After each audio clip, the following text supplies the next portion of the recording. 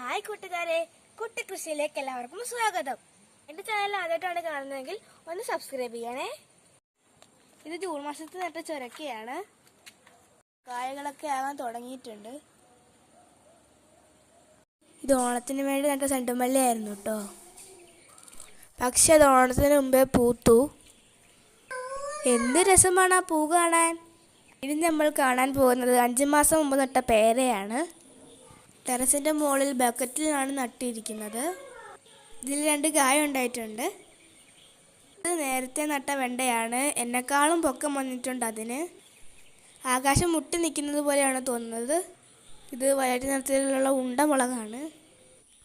June മാസത്തിൽ നമ്മൾ നട്ട് വെച്ച തക്കാളിയിലെല്ലാം പൂവായിട്ടുണ്ട് കേട്ടോ. ഇത് ചോളത്തിലും കായ ഉണ്ടായിട്ടുണ്ട്. ഇവിടെ ഇത്രയേ ഉള്ളൂ. Thank you.